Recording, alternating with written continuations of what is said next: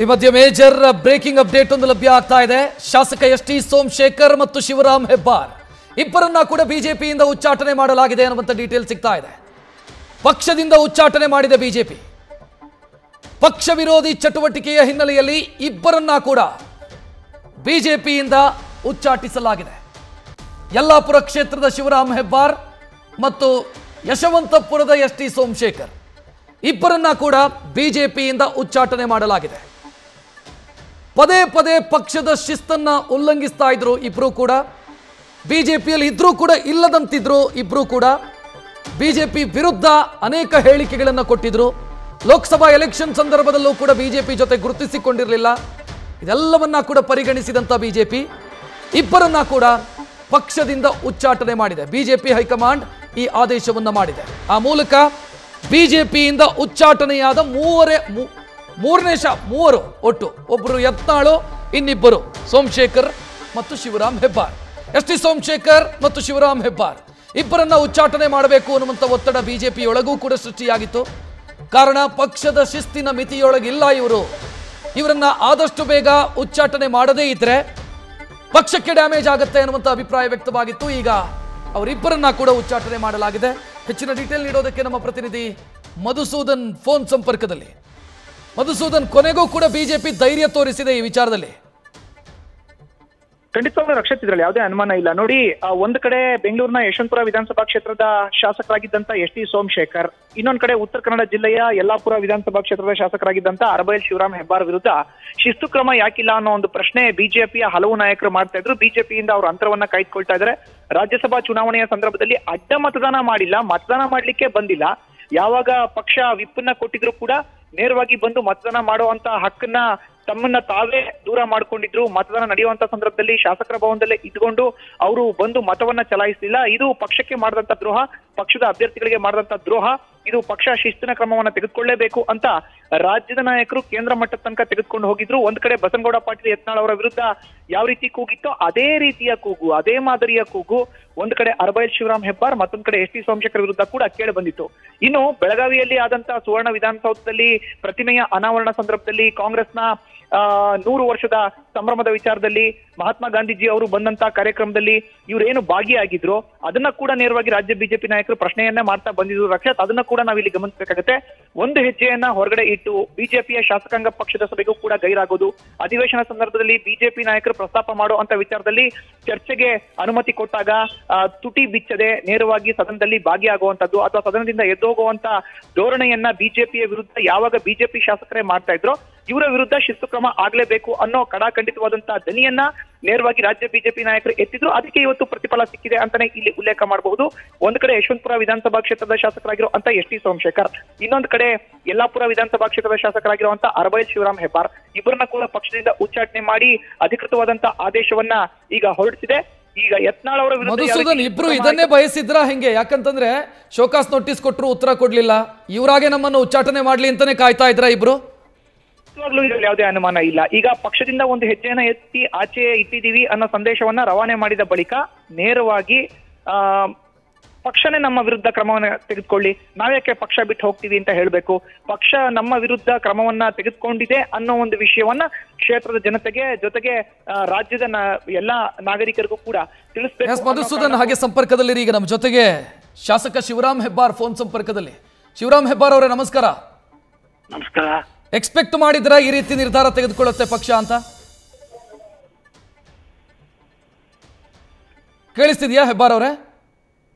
ತುಂಬಾ ಲೇಟ್ ಮಾಡಿದ್ದಾರೆ ಅಷ್ಟೇ. ತಾವು ನಿರೀಕ್ಷೆಯಲ್ಲೇ ಇದ್ರಿ? ನಮಗೇನು ನಿರೀಕ್ಷಿತ ಇಲ್ಲ.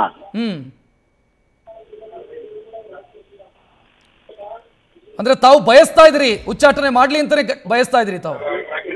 ನಾವು ಬಯಸ್ದಾಗ ಆಗೋದಾದ್ರೆ ಇಷ್ಟು ತರ ಆಗ್ತಿದ್ದಿಲ್ಲ ಅಲ್ವಾ. ಅವರಿಗೆ ಯಾವ ಬಯಕೆ ಬಂದಿದೆ ಅವತ್ತಾಗಿದೆ ಅಷ್ಟೇ. ಸೊ ನಿಮಗೂ ಉಚ್ಚಾಟನೆ ಆದ್ರೆ ಒಳ್ಳೇದು ಅಂತಿತ್ತ ಹೆಂಗೆ ಹೆಬ್ಬಾರ್ ಅವರೇ?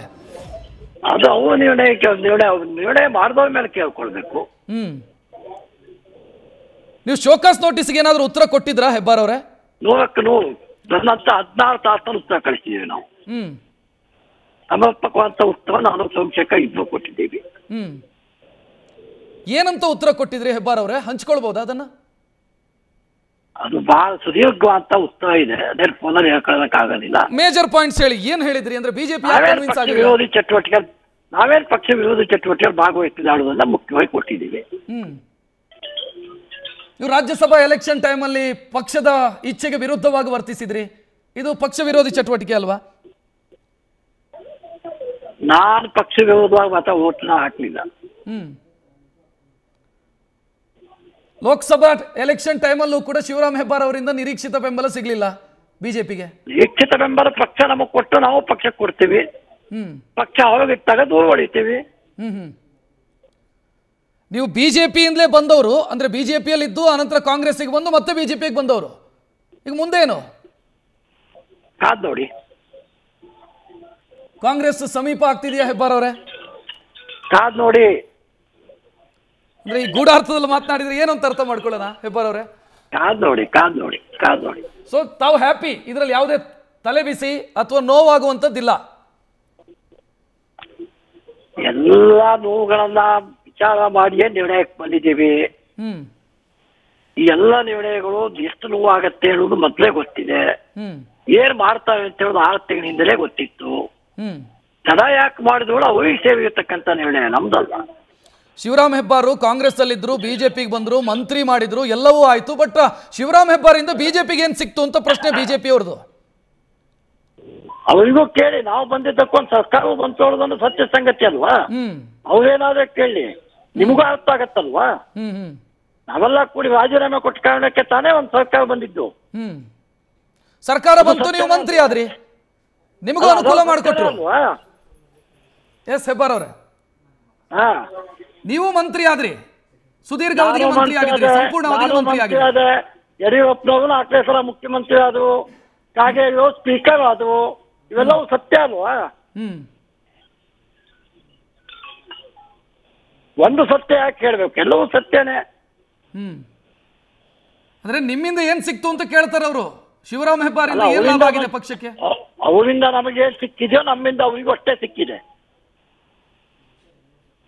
ಎಸ್, ಈಗ ಉಚ್ಚಾಟನೆ ಮಾಡಿದ್ದಾರೆ ಪಕ್ಷದಿಂದ, ಬಿಜೆಪಿಯಿಂದ ಉಚ್ಚಾಟನೆ. ಬಟ್ ಶಾಸಕರಾಗಿ ಉಳಿತೀರಿ, ಅದಕ್ಕೇನು ಕಾನೂನಿನ ಸಮಸ್ಯೆ ಬರೋದಿಲ್ಲ. ಕಾನೂನು ಏನ್ ನಡೆಯುತ್ತೆ ಅದಂತೆ ಉಳಿತೀನಿ. ಅಲ್ಲ, ನೀವು ರಾಜೀನಾಮೆ ಕೊಡೋವರೆಗೂ ಕೂಡ ನೀವು ಶಾಸಕರಾಗೇ ಇರ್ತೀರಿ. ಉಚ್ಚಾಟನೆ ಮಾಡಿದ್ರೆ ಏನೂ ಆಗಲ್ಲ ಇದರಲ್ಲಿ.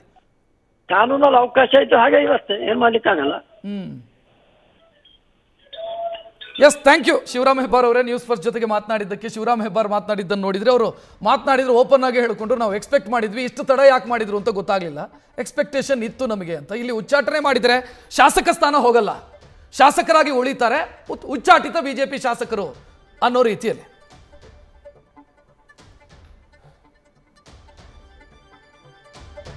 ಯಲ್ಲಾಪುರ ಕ್ಷೇತ್ರದ ಶಾಸಕ ಶಿವರಾಮ್ ಹೆಬ್ಬಾರ್ ಮಾತನಾಡಿದ್ದನ್ನು ಗಮನಿಸಿದ್ರಿ. ನಾವು ಎಕ್ಸ್ಪೆಕ್ಟ್ ಮಾಡ್ತಾ ಇದ್ವಿ, ಮುಂದಕ್ಕೇನು ಅನ್ನೋದನ್ನು ತೀರ್ಮಾನ ಮಾಡೋಣ ಅನ್ನೋದನ್ನು ಹೇಳಿದ್ದಾರೆ. ನ್ಯೂಸ್ ಫಸ್ಟ್ ನಿರ್ಭೀತಿಯಿಂದ ನಿಮ್ಮ ಪರವಾಗಿ.